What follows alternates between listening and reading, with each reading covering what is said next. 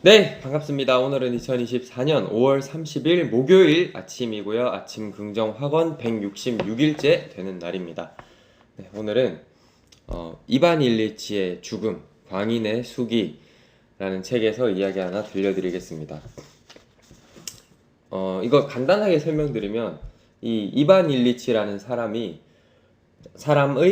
이제 장례식으로 이야기가 시작이 돼요. 그리고 과거로 돌아가면서 이반 일리치가 어떤 사람이었는지, 그리고 이반 일리치 시점에서 이렇게 이야기가 전개되거든요. 이반 일리치라는 사람은 우리나라로 따지면 약간 그 부장 판사 중에서도 이제 승진에 승진을 거듭해가지고 되게 잘 나가는 판사였고, 그냥 뭐 결혼도 했고, 누가 봤을 때 아무런 어떤 다들 존경하는 눈빛으로 바라보고 그냥 그런 전혀 어떤 모자람이 없는 그런 사람이었거든요. 그런데 이 사람이 이제 맹장인가 어디가 점점 아파져서 이제 죽을 병에 걸리는 거예요. 그리고 죽음을 한 얼마 남기지 않고 이 사람의 정말 죽음 앞에서의 완전히 솔직해진 자기 자신, 그리고 사람들이 자기를 대하는 태도, 이런 것들을 보면서, 되게, 내가 살아온 게 맞나? 이런 생각들을 막 하고, 그리고 내가 죽음 앞에 있으니까, 진짜, 와, 막 엉엉 울기도 하고, 막 그 어떤 적나라하게 그 마음들을 다 드러내고 있어요. 음, 저는 이 책에서 하이라이트라고 생각하는 부분이 있는데 거기를 잠깐 읽어 드릴게요.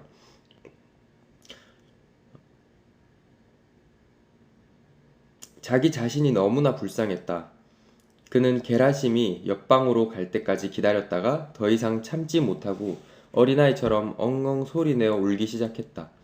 그는 의지할 데 없는 자신의 처지와 절대 고독과 사람들의 잔인함과 신의 잔인함이 서러워서 신의 부재가 서러워서 목 놓아 울었다. 어째서 제게 이런 시련을 주시는 겁니까? 어째서 저를 이 지경까지 끌고 왔나요? 어째서? 도대체 무슨 이유에서 저를 이다지도 괴롭히는 겁니까? 그는 대답을 기다리지 않고 다시 엉엉 울었다.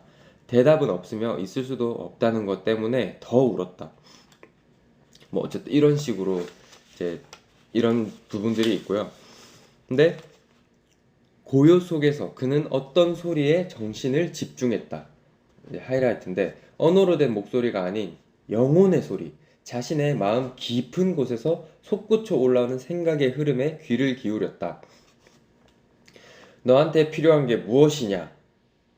그가 맨 처음 들은 가장 확실하고 분명한 소리를 인간의 언어로 표현하자면 이랬다. 그래서 얘가 대답하는 거야. 필요한 게 뭐냐고? 무엇이 필요하지? 무엇이냐고? 더 이상 고통받지 않는 것, 사는 것. 이렇게 대답했다. 그리고 또 마음이 사는 것이라고 어떻게 사는 걸 말하는 거지? 그러니까 대답해요. 그래, 사는 거 예전처럼 편안하고 행복하게. 그러니까 마음이 예전엔 그렇게 편안하고 행복하게 살았어? 이 물음에 이 이반 일리치가 다시 한번 자기 삶을 되돌아보는 거예요. 내 삶에서 진짜 편안하게 행복하게 살았을 때가 언제인가? 근데 이상하게도 어 이제는 완전 그 행복이라는 게 전혀 내 인생과 동떨어진 것 같은 거예요. 어린 시절, 그래. 어린 시절에는 진짜로 기쁜 뭔가가 있었어요. 그리고 근데 어린 시절로부터 멀어지면 멀어질수록, 현재에 가까워지면 가까워질수록 기쁨은 더욱더 무의미하고 의심적인 것으로 바뀌었다. 뭐 이제 법률 학교 시절에도 즐거움과 우정과 희망의 그런 기쁜 순간들이 잠깐 있었어요. 그리고 현 지사 사무실에서 근무할 때도 좋은 순간, 어떤 여성에 대한 사랑의 추억의 순간 잠깐 있었어요. 근데 그 이후로는 모든 것이 뒤죽박죽이 되고 좋은 순간들이 거의 사라지고 세월이 흐르면 흐를수록 더 안 좋아지고, 결혼, 뜻하지 않게 했던 것, 환멸, 아내의 입냄새, 애욕, 위선, 이 생명력 없는 업무, 그리고 돈 걱정, 그렇게 보낸 1년, 2년, 그리고 10년, 20년, 언제나 똑같은 삶. 살면 살수록 생명은 사라져 가는 삶. 산을 오르고 있다고 생각했는데 점점 어린 시절 이후로 산을 계속 내려오고 있는 그런 삶. 와, 이게 뭐지? 왜? 이럴 순 없어. 인생이 이토록 무의미하고 역겨운 것이었단 말이야. 만약 인생이 정말 그토록 역겹고 무의미한 것이라면 왜 이렇게 죽어야 하지? 죽으면서 왜 이렇게까지 고통을 당해야 하지? 뭔가 잘못됐어. 이러면서 내가 잘못 살아온 건 아닐까? 하는데 요 당시에는 아니야. 고개를 막 절레절레 저으면서 아니야. 내가 얼마나 올바르게 살았어 하면서 되새기면서 바로바로 그 생각을 떨쳐버리고 그런 이제 순간이에요. 이후에 이제 그 다음에는 얘가 이제 난 잘못 살았구나. 와, 진짜 내가 진짜 이 사람들 보면서 내가 잘못 살았구나. 그것들을 이후에는 느끼게 돼요. 저도 이럴 때가 있었던 것 같아요. 회사 다닐 때. 진짜 아무런 희망이 없고 그냥 이렇게 살다가 죽는 건가? 이게 뭐지? 이렇게 그냥 쳇바퀴처럼 이렇게 살다가 그냥 끝인 건가? 이런 막 고민을 막 회사 다니면서 했었거든요. 그러면서 책을 읽기 시작했고. 그래. 맞아요. 우리는 이런 책들 결국에 나답게 살아라. 너답게 살아라. 네가 원하는 인생을 살아라. 우리는 대부분이 우리가 어떤 거를 원하는지조차도 모른 채, 어떤 걸 좋아하는지도 모른 채 그냥 점점 죽어가고 있다. 우린 살아가고 있는 게 아니라 점점 죽어가고 있는 거거든요.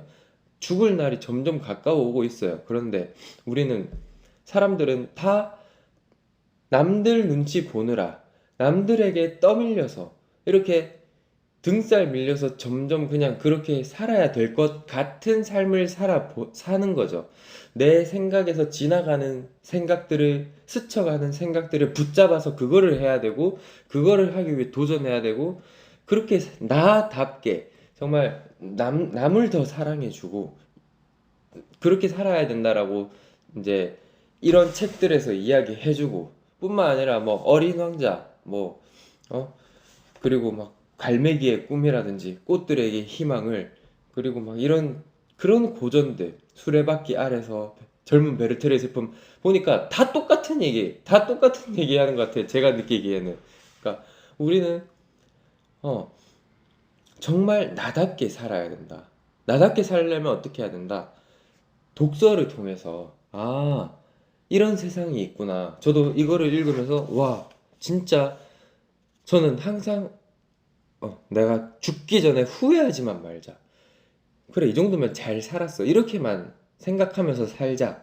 이렇게 생각하거든요. 근데도 실제로 내가 죽음 앞에 갔을 때, 정말 이 사람이랑 느낀 거랑 비슷할 수도 있겠다. 죽기 싫어서 막 몸부림치고 이럴 수도 있겠다. 그러면서 정말 후회하면서 살고 싶지 않다. 이런 마음이 들거든요.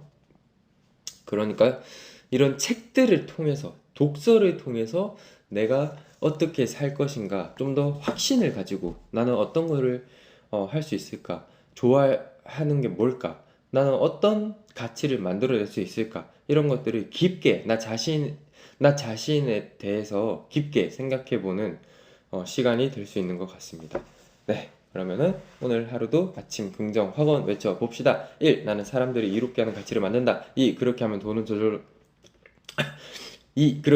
저절로 따라온다. 3. 매일매일 성장하고 감사하는 마음을 가진다. 4. 아침 긍정 확언을 통해 열정을 꾸준하게 유지한다. 5. 내가 원하는 것을 하루에 100번씩 매일매일 외쳤다. 그럼 다 이루어졌다. 6. 경제, 금융, 부동산, 토지에 대한 공부를 계속했다. 부자들의 악보를 읽을 수 있고 DNA가 솟아났다. 7. 나는 한다면 하는 사람이다. 나는 행동하는 사람이다. 지구는 행동의 별이다. 8. 나에게는 모든 문제를 해결할 수 있는 지혜가 있다.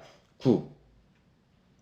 이렇게 죽음 앞에서 내가 정말 행복했던 순간이 언제였나. 정말 어린 시절 그 순간, 그 동심의 그 찰나의 그 순간 이후로 내가 행복이 없는 게 아니라 지금 이 순간에도 그리고 앞으로 1년, 5년, 10년 뒤에도 이 순간의 감사함과 행복감을 느끼고 그렇게 행복으로 쭉 내 인생을 채웠더니 내 인생이 풍요로워졌고 이런 지혜를 내 책에 썼더니 내 책이 종합 베스트 1위가 됐고 영어로 전 세계어로 번역돼서 전 세계에 수천만 부가 팔려 나갔다 10 모든 것이 감사합니다. 그럼 좋은 하루 되세요. 안녕.